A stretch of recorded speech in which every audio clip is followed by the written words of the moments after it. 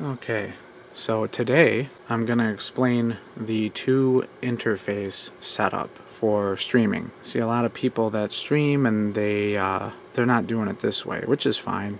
If you want a simpler setup, nothing wrong with that.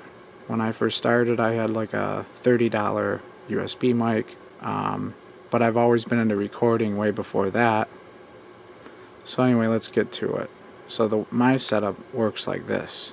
I have a 16-channel phonic Summit mixer.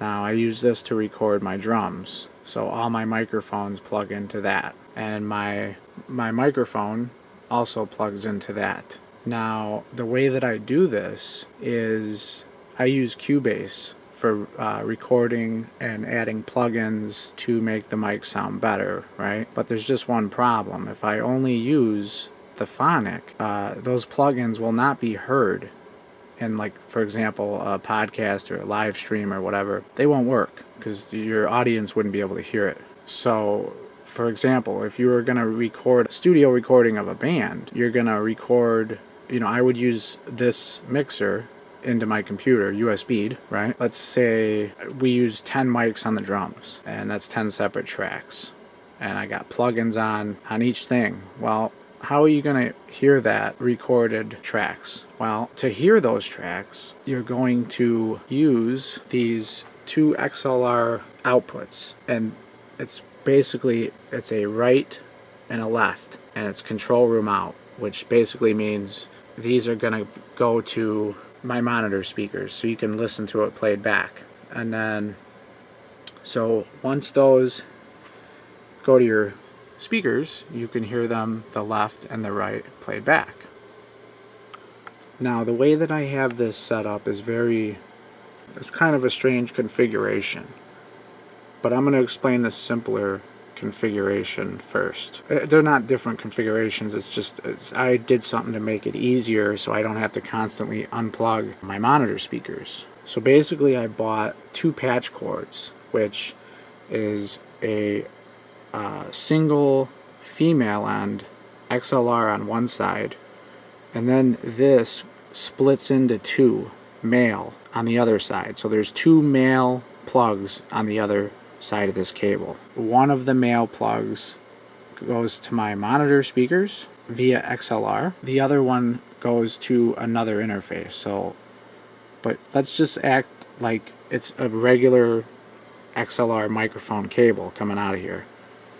So the way that I do this, I have my plugins on Cubase, and instead of sending my signal to my speakers, I'm sending the left and the right signal into another interface right here, which is the Focusrite 2i2. It's a pretty cheap, very affordable 2-channel interface. So, for example, if I'm doing a live stream, I use OBS. So in OBS, I choose the Focusrite to be the interface that is for broadcasting, and it's a stereo configuration. It's both channels at once, left and right, going out to the world. And I presume this is the way that most radio stations have their setups. Probably have a lot more expensive gear than I do, but this is basically the same theory. That way there you can put effects on your voice going into here, and using a DAW, digital audio software, workstation, whatever. You can use this, for your mic going into Cubase or Pro Tools, whatever you have.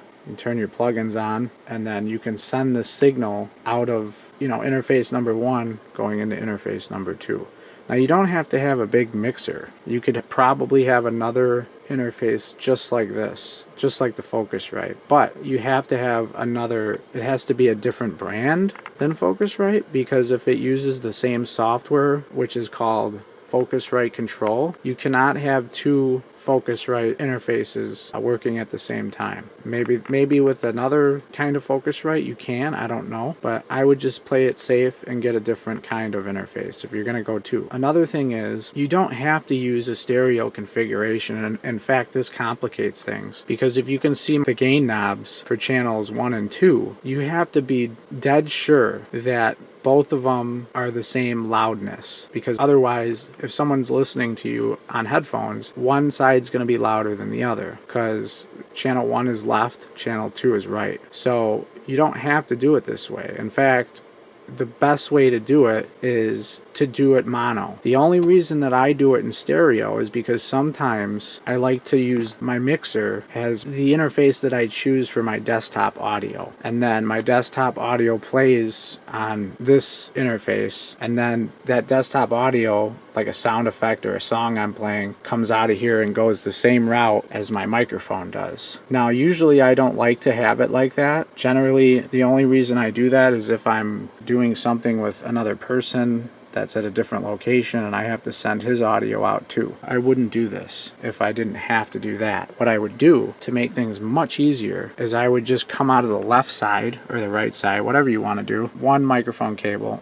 and then go into channel 1. One microphone it's a mono source. It does not have to be stereo. And the other reason I did stereo too is because I have a Shure SM7B mic, which takes a lot of gain to power this microphone. For example, if I only had the Focusrite Scarlett, it would not be able to properly power this mic by itself. However, this mixer has really good mic pre's. This mixer by itself could power the mic fine, but it does help to have that extra gain from the other channels. And the thing about these Focusrite Scarletts, they're very affordable. They're cheap. Now, I'm not saying they're not quality. They're decent, but they're not great. They're good. What I mean is, like, for example, if you have channel 1 and 2 all the way down, they're not going to be the same loudness. The mic pre's are calibrated a little differently.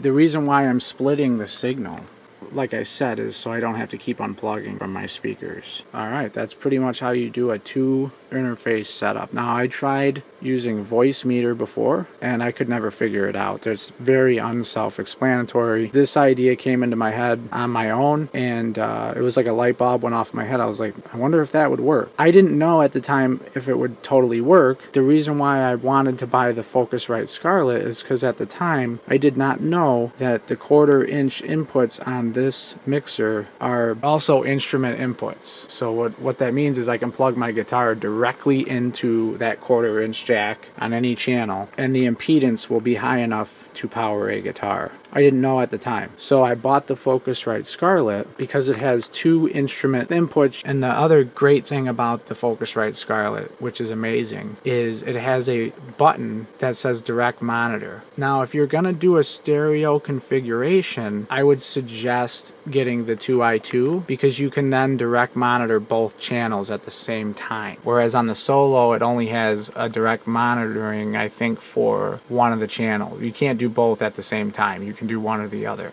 But what that does is, direct monitoring is, instead of the signal that you're sending in going into the computer and then coming back out, it's sending the signal directly to your headphones. So there's no lag. Doesn't matter how slow your computer is, it'll be directly from the inputs. Okay, that's basically a introduction to using 2 interfaces. Another good question is, how do I make sure that both of these are the same loudness? The only way that I'm able to do this, there's other ways, but the way that I do it is OBS, the streaming software, has a great left and right signal meter. So basically what I do is I open up OBS and I send either a test tone or I talk into my microphone, and I make sure the top and bottom on the meter match perfectly.